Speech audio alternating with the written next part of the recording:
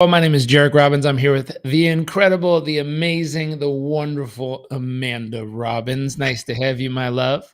I wasn't ready. She wasn't Ah! ready. Oh, No. I'm so glad to be here. Thank you for having me as your guest today and every day. It's a privilege and an honor. All Today right. we're talking about maximizing your recovery, and specifically maximizing your recovery. Let me paint the picture for what this is really focused on. Love this topic. Um, I love this topic. I think it's so important, and I learned this back. I learned it the wrong way. Um, so let's Who's it just for? Who needs this? Let's start there. high performers. Well, let me put it this way. If we were to use vehicles as an analogy, how often do you need to take your Chrysler minivan in for an oil change? Like, I don't know. What is it? Once a year, every 5 to 7,000 miles, it needs to stop and get a tune up and an oil change. Versus how often do you need to take an F1 race car in for a pit stop? Well, it's every, I don't know how many it is. Let's say every 20 laps. That's Uh-huh. a big difference. Yeah. Like 20 laps versus 12 months is totally different. And so if I were to ask you on a scale from Chrysler minivan to F1 race car, what level of performance are you trying to produce in your life as a human being? Like, what are you trying to produce? Are you a minivan? Are you just trying to kind of go the distance every year, and maybe once a year you'll plug in to get a oil change and tune up and you're good to go? Or are you attempting to take on life at the intensity, the pace, the ferociousness of an F1 race car? And we just started watching this show. What is it? F1. F1. I Formula forget One. what it's. I It's think the it's called Formula F1. One TV show. It's really aggressive. I mean, these people train like some of the most intense athletes on earth for the intensity at which they're driving these cars. If you mess up, they fly off the track, they blow up. Like your life is on the line.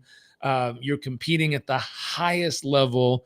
The cars are incredibly expensive. You have a team, and this is an important part. If I look at the F1 team, I counted one time, they had 22 people to do a pit stop.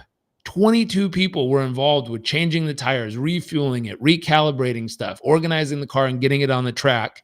And what's interesting, if you look back in history in like 1950s, there was one person on your pit crew, and it took literally 5 minutes to complete a pit stop.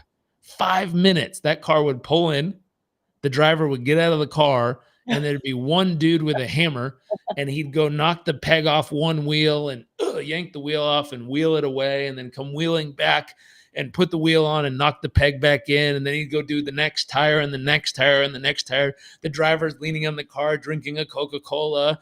And then when it's almost done, the driver sets the Coca-Cola down and climbs back in and wipes his goggles. And then they do one more thing and put some fuel in it. And then the guy pushes the car, and the car slowly goes rolling back onto the track. That was 5 minutes. It seems insane, 5 minutes nowadays.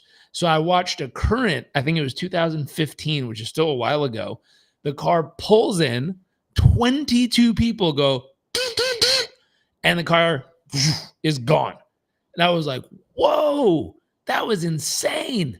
They had 4 new tires, a full tank of gas. They adjusted 2 things on the car. They cleaned, they switched out his visor. They did all these things. And the time, I think, was like 1.8 seconds. And I was like, Yeah, that's crazy. to go from 5 minutes to, let's say, under 3 seconds, or let me see what the actual time was. I'm just thinking, like, how can I build this into my life? I need a pit squad team.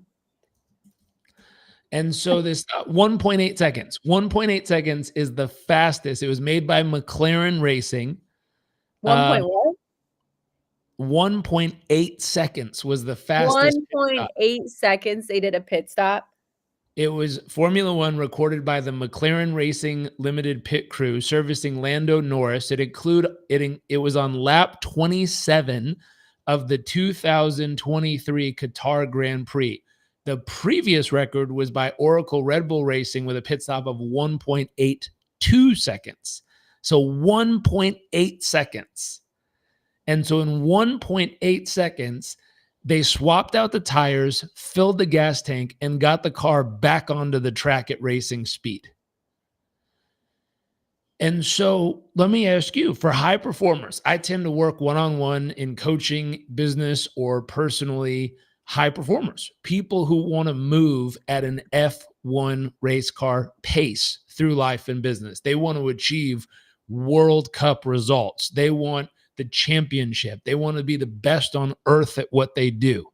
So I always start with the concept of tell me, and here's the first question, how far and how fast can you go before you require a pit stop? How far and how fast can you go before you require a pit stop? Can you type Now, that in? I'll tell you a clue. How far and how fast can you go before you require a pit stop? Wait, hold on. You're going to tell people, but should they guess first? It's interesting to see what we think we need versus the questions you're going to ask to get clarity on. Well, watch What this. is Love, the how far reality? and how fast can you go before you need a pit stop? Oh, good. I love to be the guinea pig. Okay, so or the the client. How far and how fast can I go? Yeah. Ooh. I like old me or new me? Old you. Old me. Oh, old me. Now She's watch a this. grinder. Old you, would you consider yourself an achiever, a peak performer, Heck someone yeah. who's driven, Crush it. someone who's trying to Absolutely. accomplish everything in the moon and back? Yes. Yes. Old me, oh my gosh, all day. I didn't need much sleep. Eating was easy to forget about, and I would pack as much as I could into every single minute of the day. There's no breaks. It was like I would just keep going, and I really I felt like I was, like, unstoppable. Mhm. Yep. And so if you look at the results, I don't know if you'd be willing to share. Okay, so back then, I would say I could go a week or so without, like, a major pit stop. Like, I'd, like, sleep because you have to, but, otherwise, my mantra was, like, "I'll sleep when I'm dead," not Mhm. realizing I probably was killing myself, which was so lame.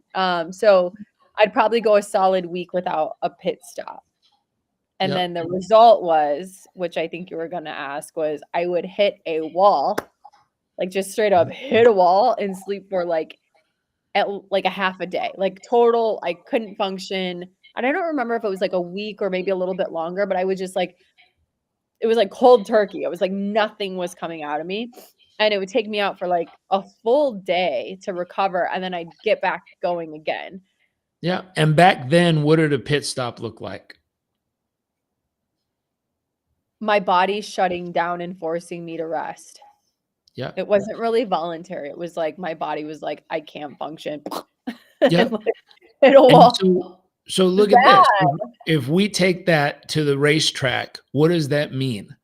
That's the equivalent Oh of my gosh, that's such a great not analogy. stopping, Yeah. not slowing down, Dude, I'm not losing pit the stopping. race. I've You're lost my driving your yeah. car so fast, so intensely Yeah. until your tires burn off, so it's no longer I able run to out of gas. perform. I'm not even stopped at the pit stop where they can fill me up. They Your gotta race engine out, catches pull me on in. fire. I You're need on a the tow side of truck. the track, lit on fire, tires fell off, and you're like, "Oh, man, I guess I have to pit now." And so I'll sleep when I'm dead is I'll pit stop when my car blows up. Yeah. As soon as my car blows up and it doesn't work anymore and the tires fall off and the engine explodes and it's just a flaming pile of crap on the road, then I'll pit. Yeah. Yeah, And I'll give I'm not you a winning clue. the If you're F1. watching, that Yeah. doesn't work. No. It doesn't work for, like, anyone, I guess, like, I thought I was No a one. high performer, but when you It think doesn't about really work. you're right, and what I'm saying is I thought that's what high performance was, but when you truly look at a high performer or a high performing team or a high performing individual or whatever it is in any category of life, sports, like business, and relationships, anything, it doesn't work that like, that's not what the best of the best do, right? No.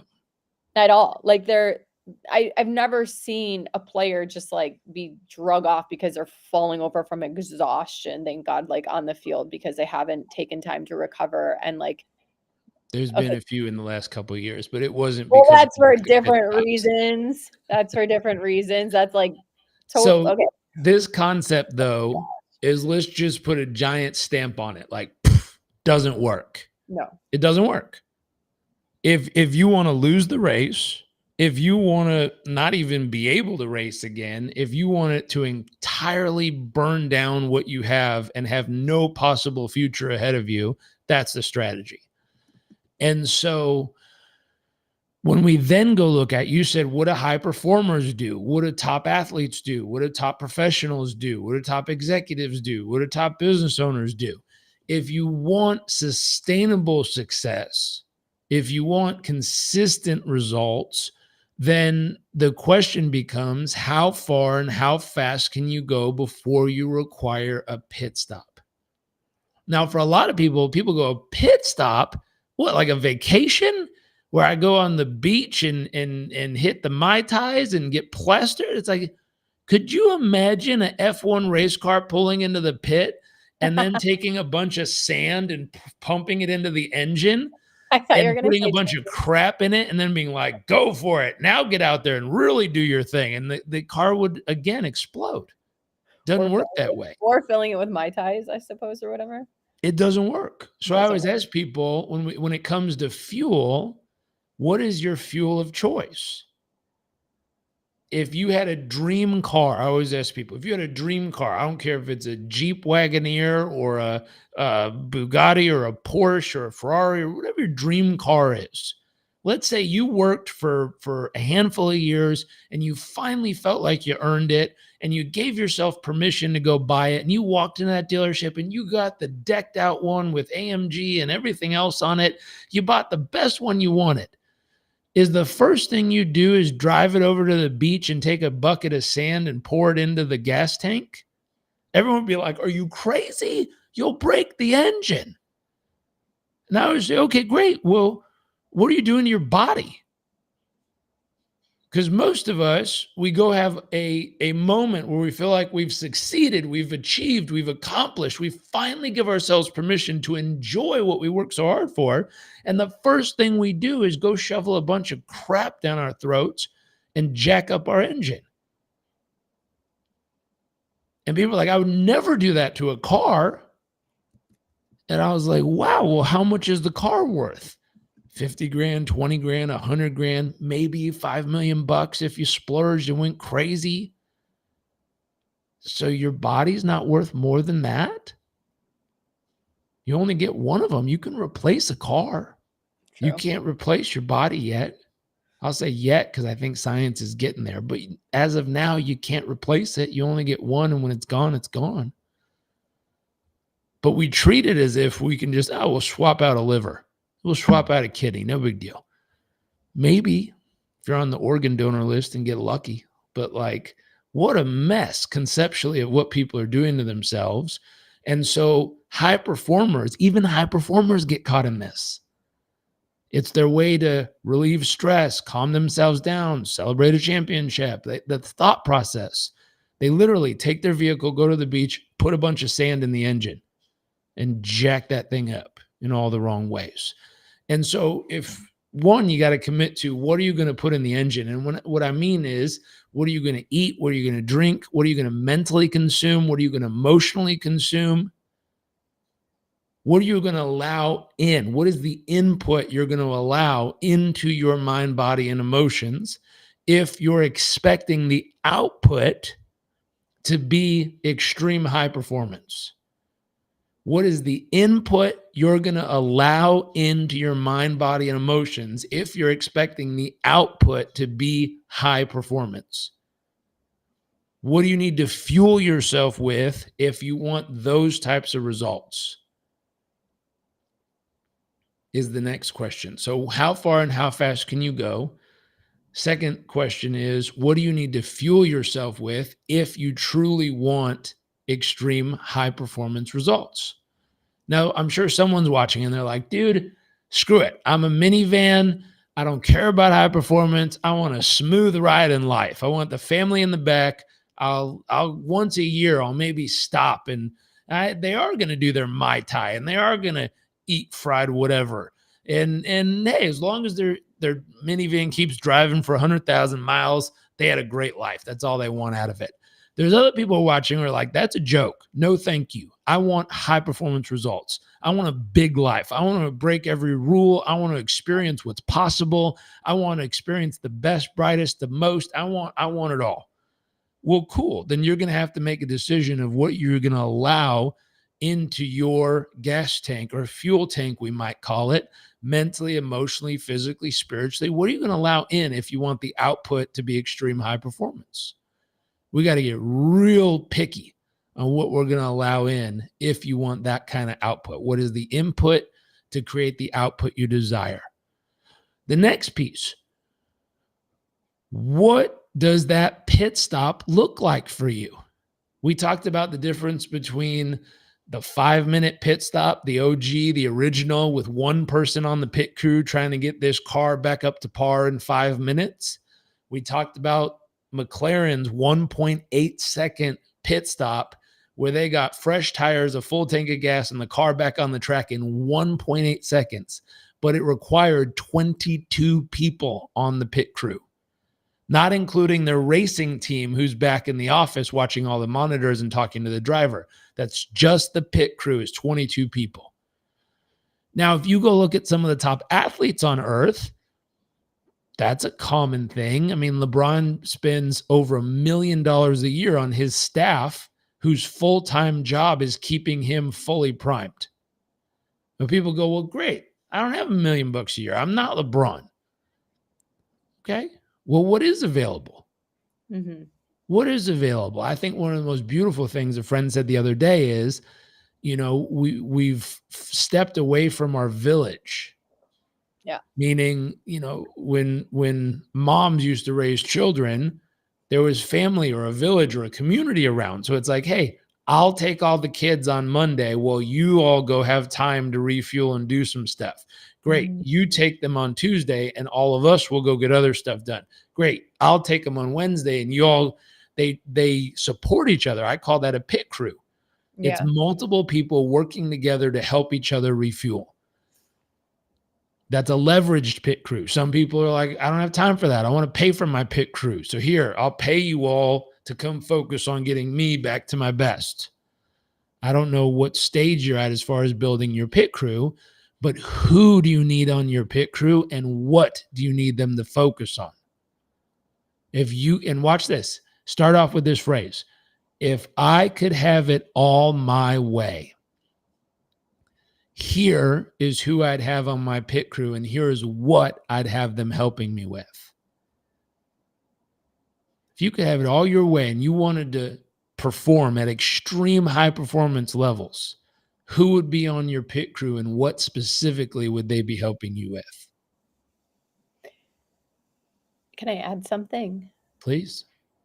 I think too, when we're thinking about these resources and who we need to call in to support us, it's also important to think about what trades we need to make with the current habits that are limiting us in those practices that help us refuel, right?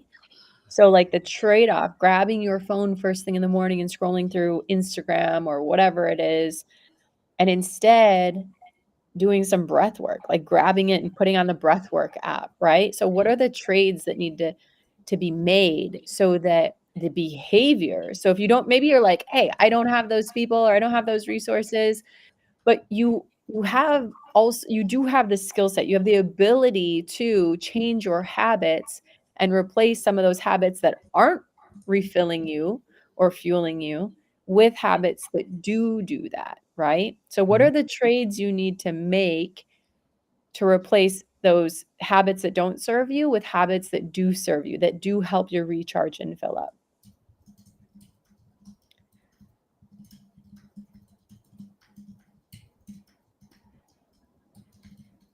Hello? I think one of the important parts of fuel is realizing everything we listen to, everything we talk about, everything we watch, Yeah. everything we allow in our space and environment. This is Yes. all either fueling us and inspiring us and causing us to elevate, Yes. or this is an anchor in the sand behind us when we're trying to go forward in a sailboat, and it's literally just slowing us down and anchoring us to the past.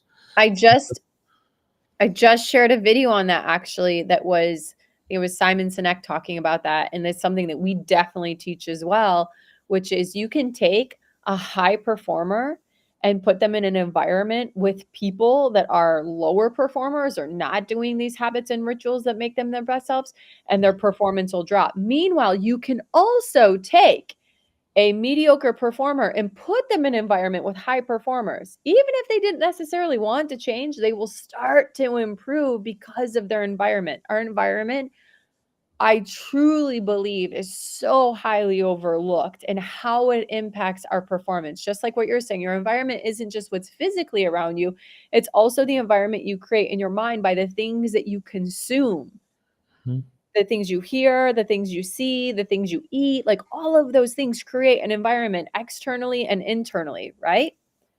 I was reading the comments on that post that you posted, love, and one of the people, like 3 or 4 comments down, said, Right. "I beg to differ. I've seen a great high performance environment with one bad apple introduced, and they've ruined the entire culture." And I went, "Ooh, why or how could that have happened?" That means the environment was not willing to uphold the standards. Yes. And so Yeah. because the environment was willing to allow the standard to drop, one person could tear down the entire environment. Yes. Versus Yes. if the standard was upheld Yes. and it was not tolerated for someone to behave like that, that person would either step up or step out. Yes. Yes. And so you got to remember this concept of people might cultivate, like, oh, I'm going to surround myself with all these incredible humans.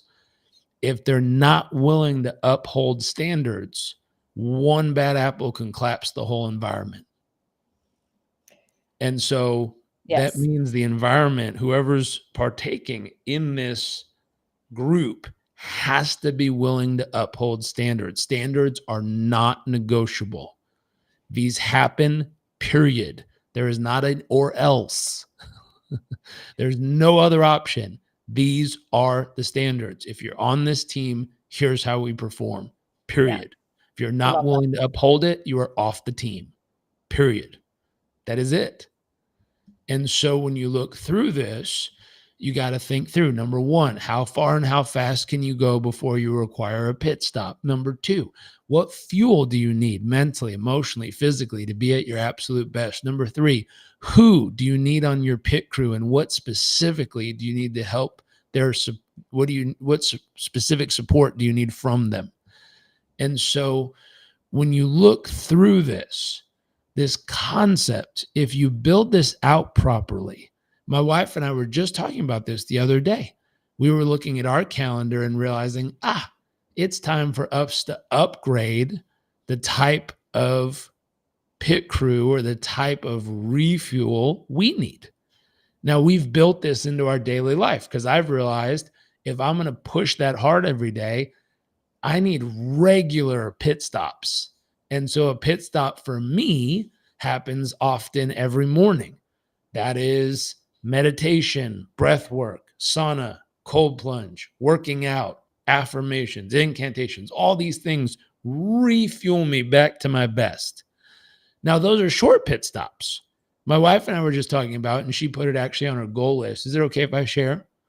Yeah, absolutely. So she put it on her goal list and she said, hey, if I can maintain these certain standards for the next 365 days, I'm going to put an extended 7-day pit stop on our calendar where I want to do breath work, yoga, meditation. I want to do it all day, every day for a full week to get my mind, body, spirit, and emotions all the way back up to its best.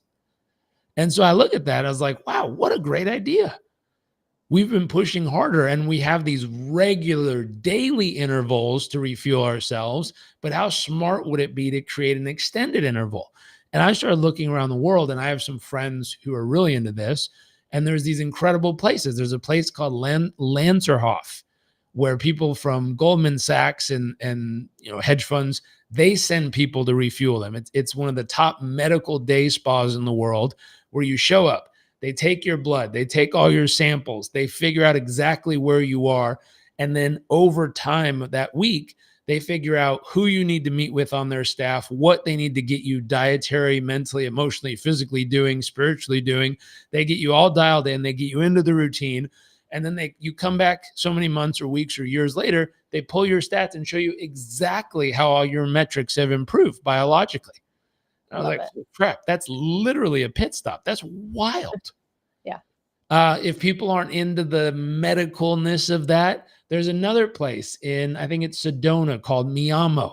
This is more of a vision quest, spirit quest place where you can go talk with a shaman and, they said, what is it? Prayer is when you speak to God. Meditation is when you listen. It's a place where you can go do deep prayer work and meditate and listen and find that inner guidance towards whatever that next step is for you in life.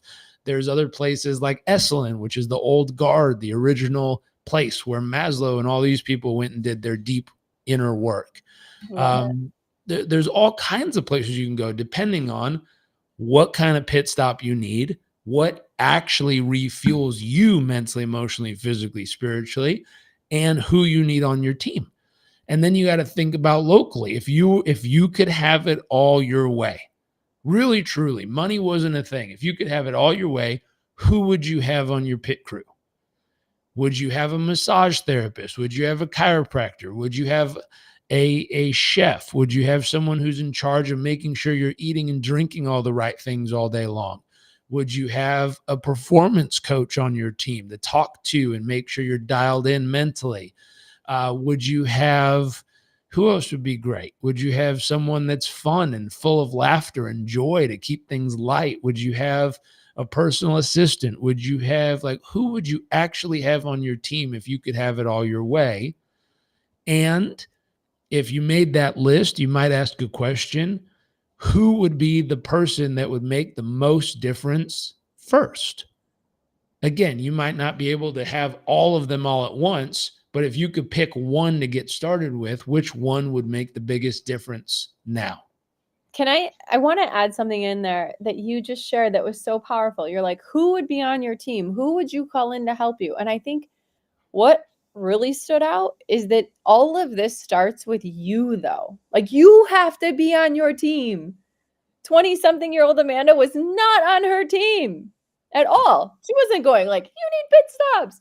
No, that wasn't it, right? So I think it starts with that. It starts with you. So again, going back to, if you don't feel, or you don't have the resources to call in these people, even if you did, regardless, you have to start with you. You have to be on your team to do these pit stops, to refuel and recharge so that you can perform at your very best. It starts with you, right? And then from there, adding in those things are a luxury. But if you're not on your team in the first place, you could call in all the people and nothing's going to change. Love, I'm going to call some out. It's a luxury if you're driving a Chrysler minivan.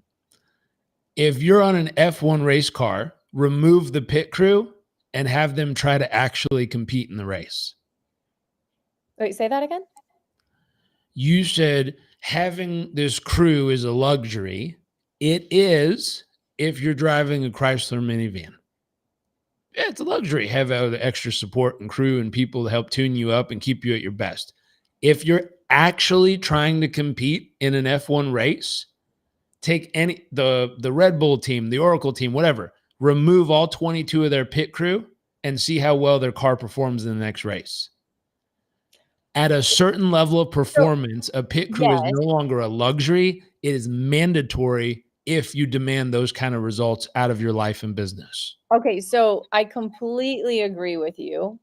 And if the driver is unwilling to take the pit stop, that's the key. I don't care what you're driving. If you're unwilling, I'm speaking to myself. For you, you're going to do these things. And I love that about you. You are going to do them. I am like, even with my challenge. So like, this is something important too that we only have a couple minutes and then I got to wrap. But in setting this 365-day goal for myself, I'm knowing like, wow, this is an area of my life that I really need. And I've been kind of neglecting, specifically with meditation. I was like, wow, I have a lot of chatter here. Wow, I'm not stretching enough. I need to dial in my yoga and meditation again. Like that used to be part of my thing. I've fallen off track. I was like, how do I get this back on?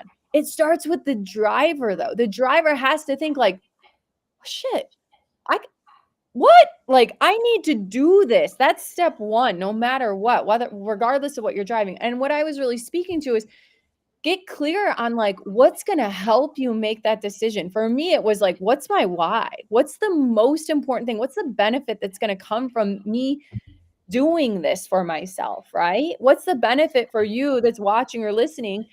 What's that benefit going to be for you when you do take a pit stop? Like, what's it costing you not to? And how is it really going to reward not just you, but the ones you love and the ones that count on you and the ones that need you and the ones that you work with and your community and so on and so forth. From there, what is it that really challenges you to take action? For me, it is a challenge. I was like, 365 days, let's go. Jarek said, why not just 30? And I was like, because I don't want this to be just something I do for 30 days. Jared I did want not it to say be that. okay, maybe you didn't say it. Maybe it was the person sorry. Nice try, Robbins. Someone asked me, like, why not just do like a 30-day challenge? I was like, because Wasn't this two isn't thumbs, something wasn't me.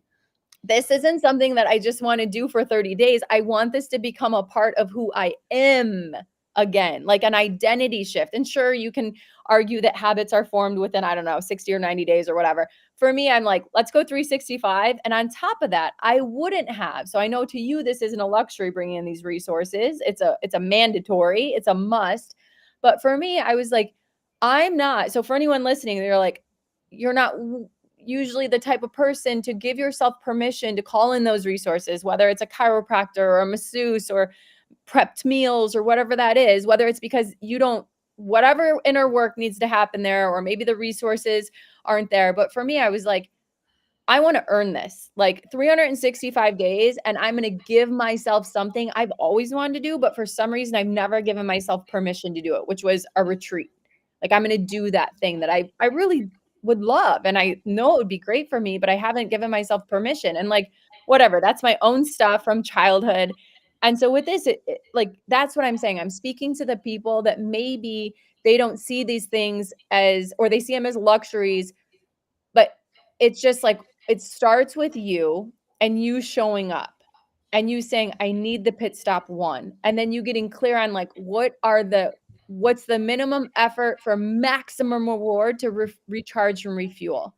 And whether it's breath work or stretching or getting clear on your vision and your big vision and your goals, your reason for being, like, whatever that is, your masseuse, your prepped meals, like, what is it that's going to fill and fuel you up? And then whether it is people or it's just simply taking time, like, how do you carve that in? Does that make sense?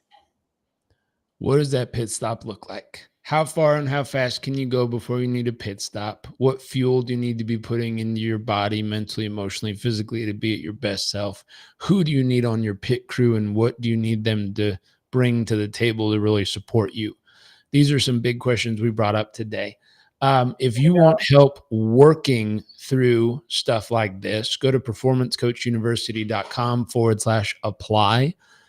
Fill out that application, hop on the calendar so we can chat with you and figure out how we can support you with this.